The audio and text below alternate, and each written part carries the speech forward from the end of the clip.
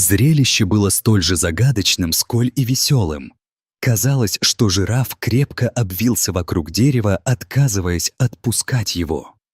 Смотрители заповедника недоверчиво протирали глаза, думая, что это игра света или, возможно, странный сон. Но когда они приблизились, до них начала доходить реальность ситуации. Только когда они подошли ближе, рейнджеры поняли, почему жираф держался за дерево изо всех сил, и их первоначальное веселье сменилось ошеломленным молчанием. Это было зрелище, которое почти невозможно было пропустить. Дерево с жирафом было одним из самых высоких в парке, и недавно с него упало множество веток и листьев, так как оно было подвержено риску падения. Им нужно было снять с дерева большой вес, но теперь, когда из-за этого очень-очень странного происшествия вес легко увеличился вдвое, первые двое рейнджеров, прибывшие на место происшествия, не знали, на что они смотрят. Жираф почти неподвижно держался за верхушку дерева. Никто из рейнджеров никогда не видел, чтобы жираф вел себя подобным образом, и они даже не узнали этого жирафа, о котором шла речь.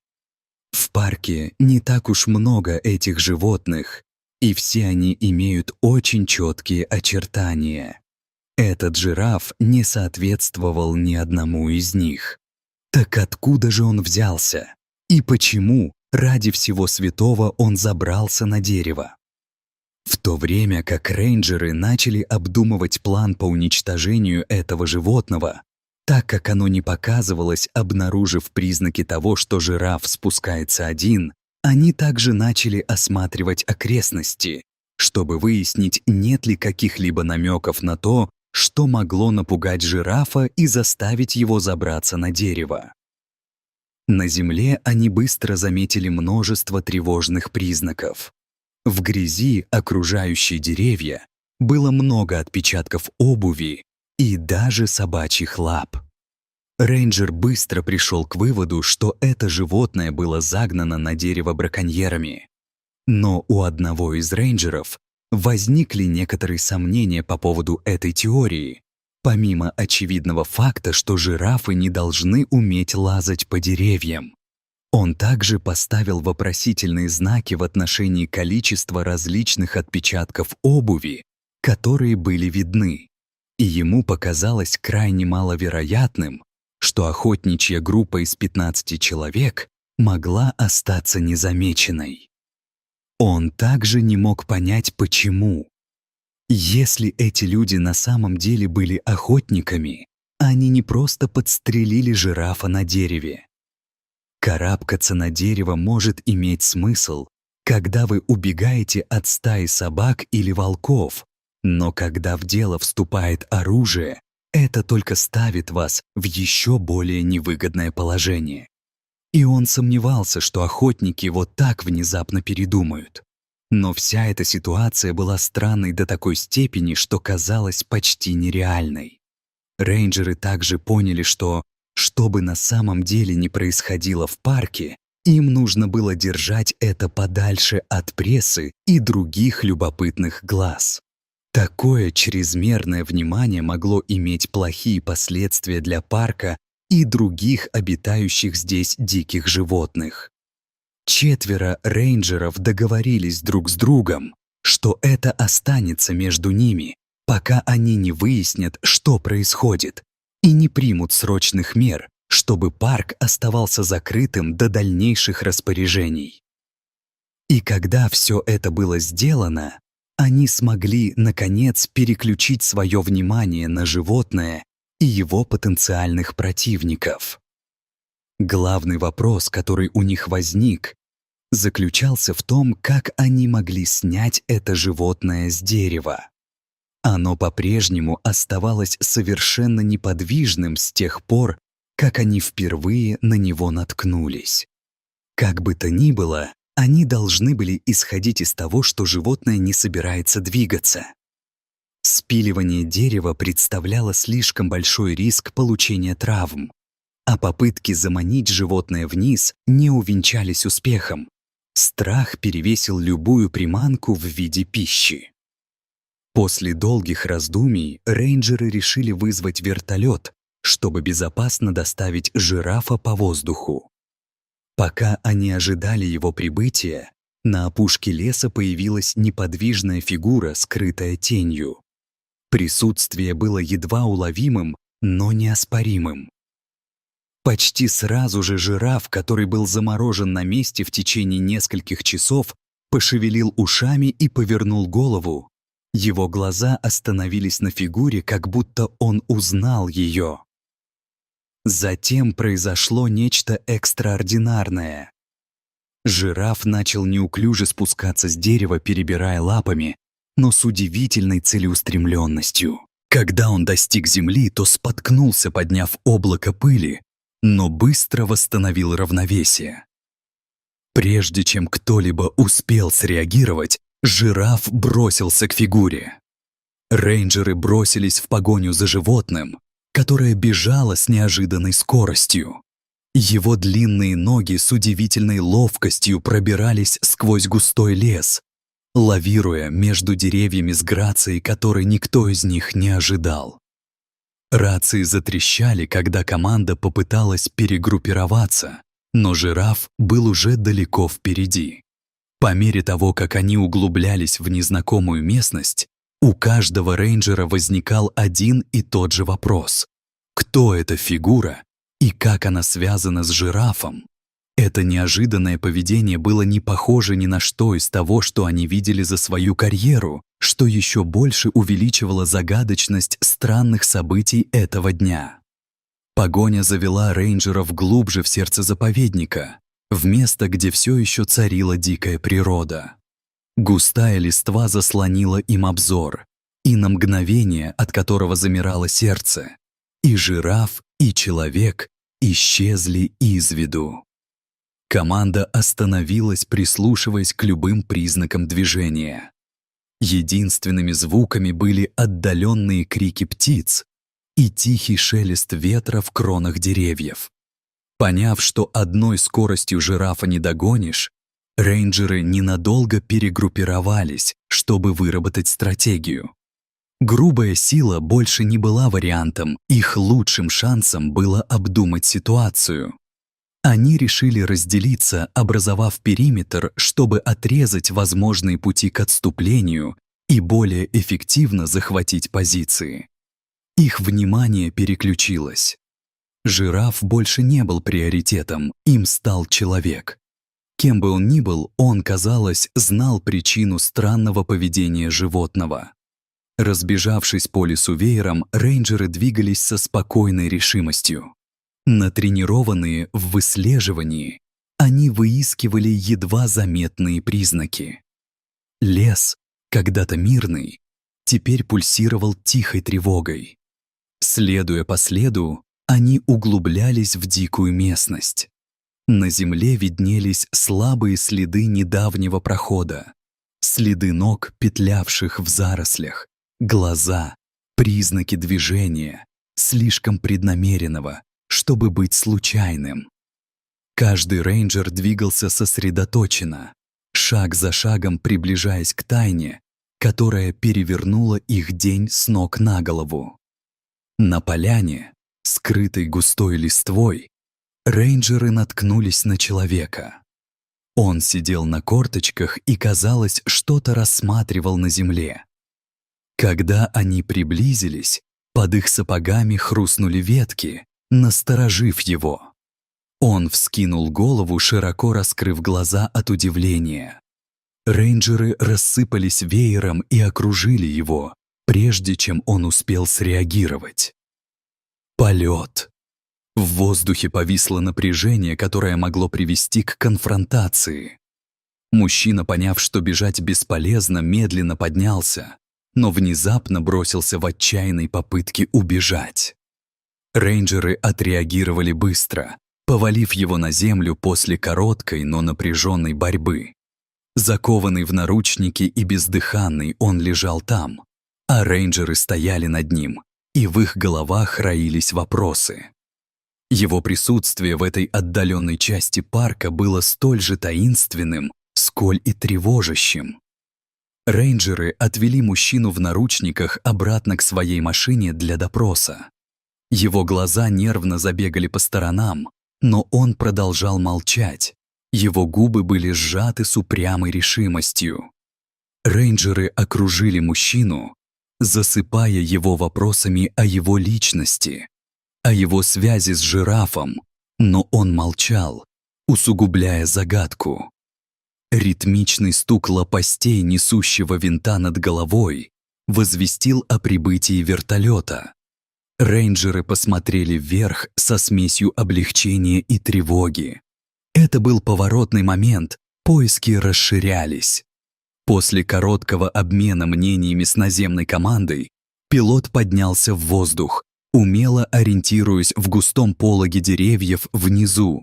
Сверху лес простирался во всех направлениях, а зеленое море скрывало жирафа где-то внизу. Тем временем молчаливого мужчину со связанными за спиной руками припроводили к машине Range Rover.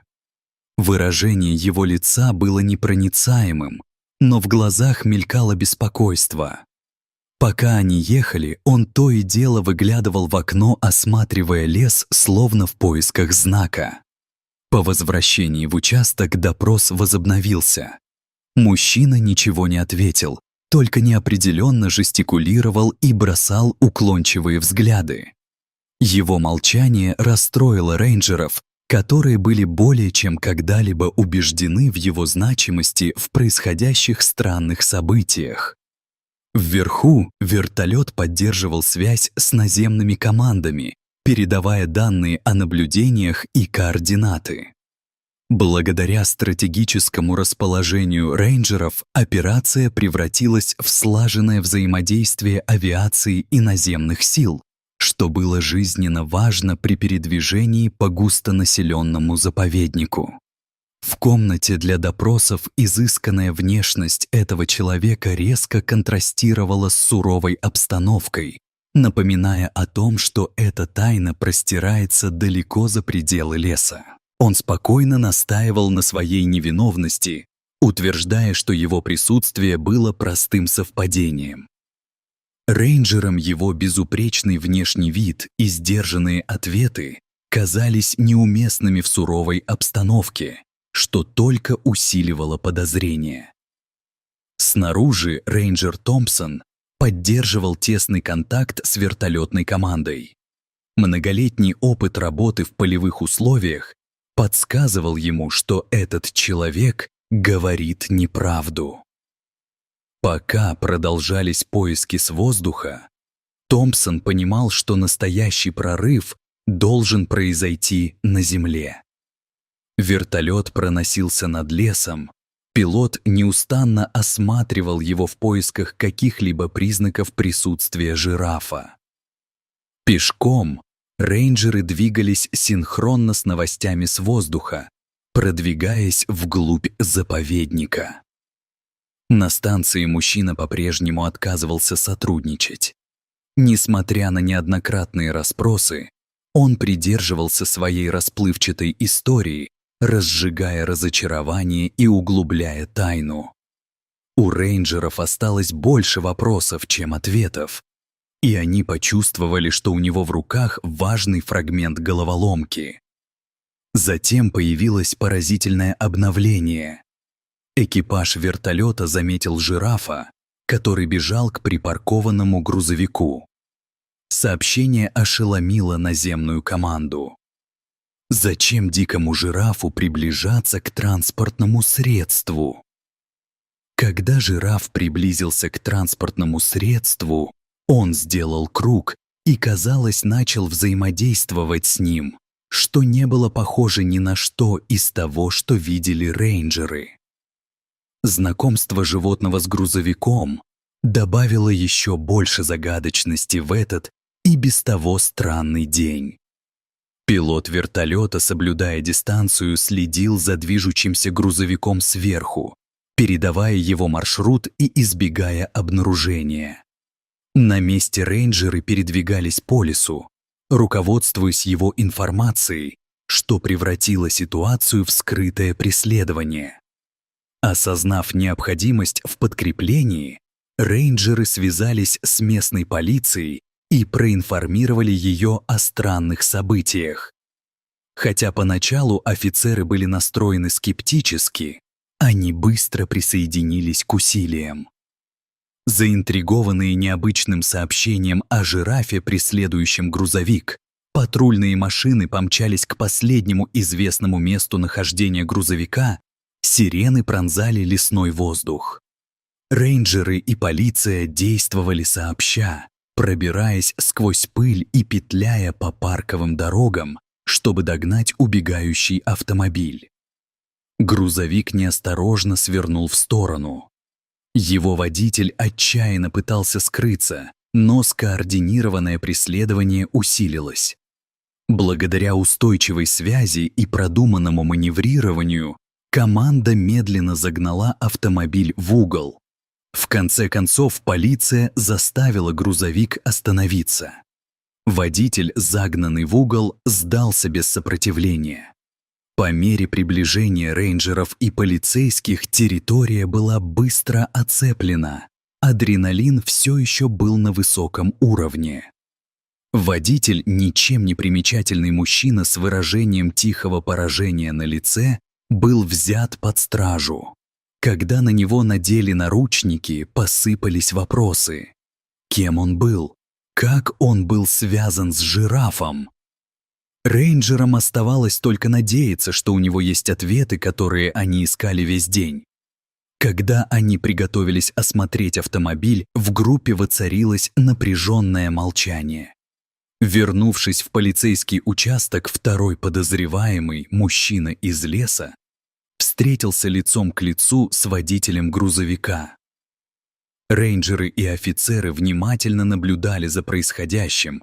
Напряжение росло, пока они готовились к ответам. То, что они увидели внутри, ошеломило их.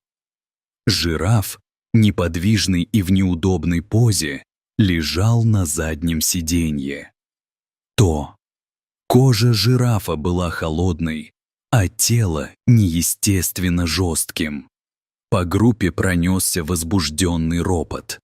Что-то было не так. Потом кто-то это заметил. Провода, бегущие вдоль его конечностей, пронизывающие все тело, свидетельствуют о механизмах, скрытых под реалистичной внешностью. При ближайшем рассмотрении обнаружилась сеть схем и компонентов, встроенных повсюду. Группа испытала шок. Существо, за которым они гнались, не было живым. Это был робот. Удивительно реалистичный. Это открытие изменило все. Двое подозреваемых хранили молчание, но выражения их лиц говорили сами за себя.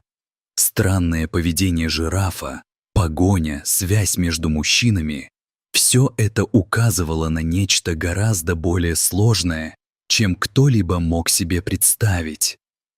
Когда истина стала очевидна, рейнджеры и офицеры остались смотреть на роботизированное животное, а в их головах роились новые вопросы. Откуда это взялось? Почему это было здесь? И кто, собственно, стоял за этим? Несмотря на улики и давление, двое мужчин в конце концов признались, что снимали несанкционированный фильм в парке. Роботизированный жираф, скрытные передвижения, погоня — все это было частью тщательно продуманного незаконного производства. Это открытие ошеломило всех, Мила. Мысль о том, что они провели целый день, преследуя машину, а не живое существо, была нереальной. Шок, недоверие и легкое веселье прокатились по комнате. По мере продолжения расспросов стал ясен весь масштаб их операции. Мужчины рассказали, как они тайно провезли оборудование и робота-жирафа, намереваясь снять новаторский фильм в обход разрешений и надзора. Их амбиции были очевидны, но столь же очевидной была и их безрассудность.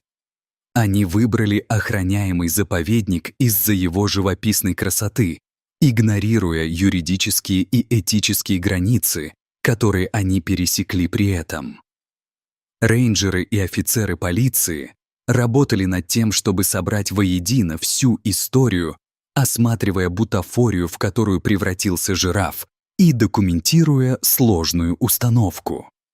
С каждым новым открытием странные события того дня приобретали все больше смысла. То, что началось как чрезвычайная ситуация с дикой природой, вылилось в закулисный скандал, когда роботизированное животное стало звездой фильма, который никто не должен был смотреть, а его создатели оказались в центре внимания, которого они никак не ожидали. По мере продвижения расследования стали известны все масштабы несанкционированных действий съемочной группы. Они обходили разрешения, подвергали опасности дикую природу и прятали оборудование по всему парку. Дроны, скрытые камеры и другое незаконное снаряжение свидетельствовали о вопиющем пренебрежении как законом, так и окружающей средой. На станции рейнджеров команда боролась с последствиями. Целостность парка была нарушена, и этот инцидент выявил уязвимые места в их системе защиты. Они обязались ужесточить политику и усилить наблюдение для защиты заповедника. Юридические последствия для команды не заставили себя ждать. Обвинения варьировались от незаконного проникновения на территорию до экологических нарушений, и власти ясно дали понять, что с подобными действиями мириться не будут.